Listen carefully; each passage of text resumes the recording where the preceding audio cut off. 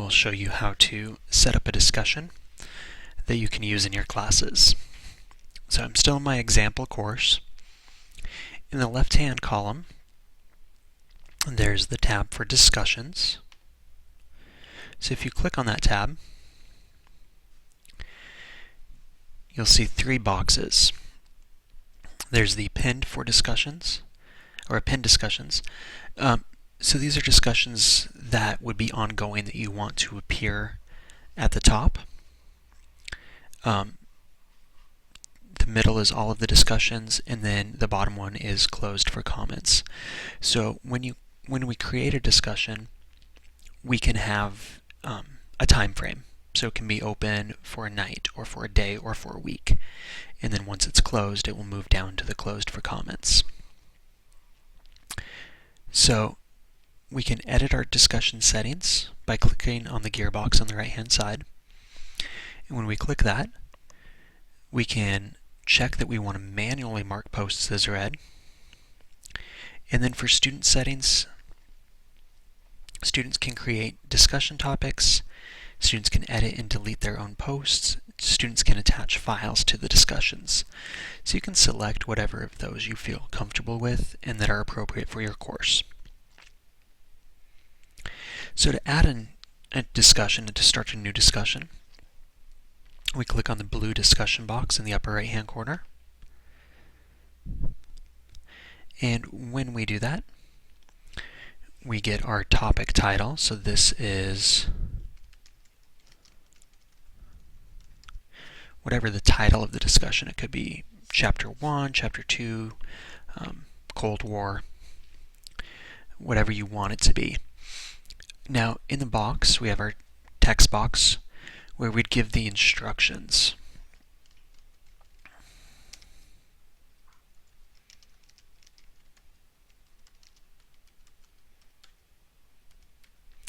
Okay, so you could have a prompt. You could also insert a file. So if you remember, we had our files.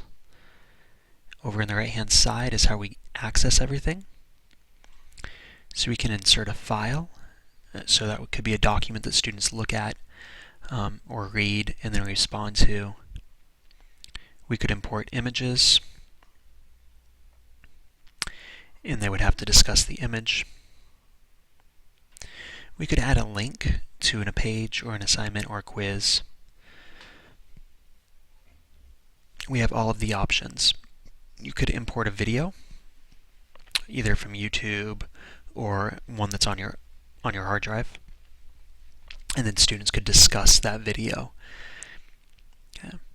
You can attach documents. So other than putting them in the text box and in the dialog box, we can attach a file.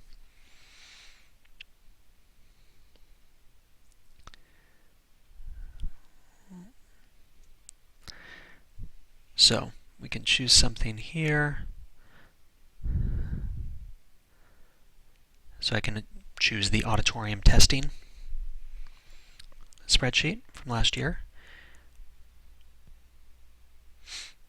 And it's now an attached file. Now we have options for our discussion down below. Allow threaded replies, so that allows students to reply to each other and apply to what someone else has said, as opposed to just replying to the prompt.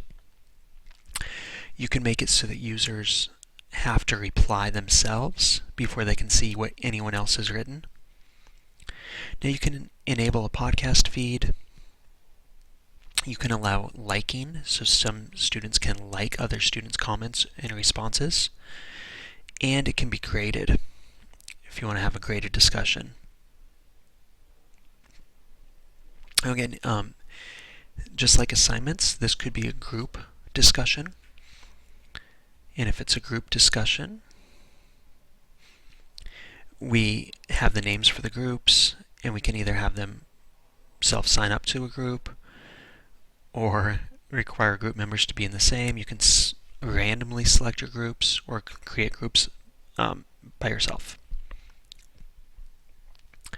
And if you have, it says, there's this little warning here in the middle. It says differentiated group assignments may yield unexpected results.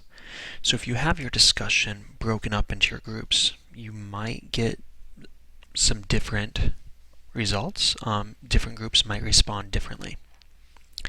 Now, because I checked this box up above that says graded, it asks me how many points this discussion is worth,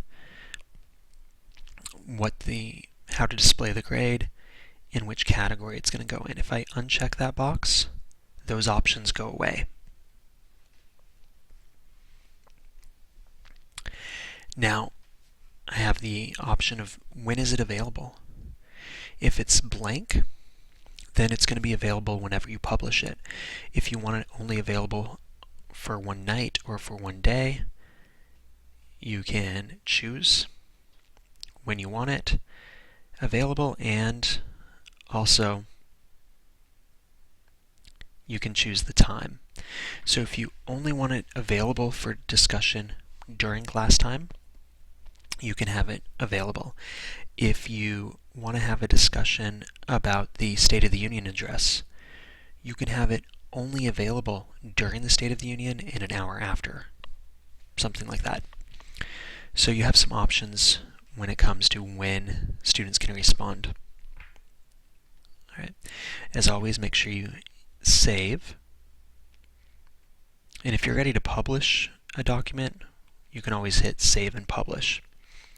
So when we look at it, this is what students would see. They would see the title of this discussion, who created it. Here's the prompt. Here's the file that I attached. Here's the image that I attached within the prompt. And then here's the attachment that I've attached as a file. Students would reply by clicking the reply button.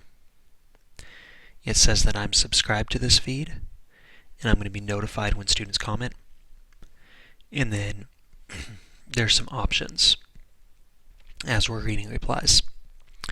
So if you have any questions about discussions, how they can be used, how to set them up, please send me an email, stop by my classroom, or stop me in the hallway when you see me.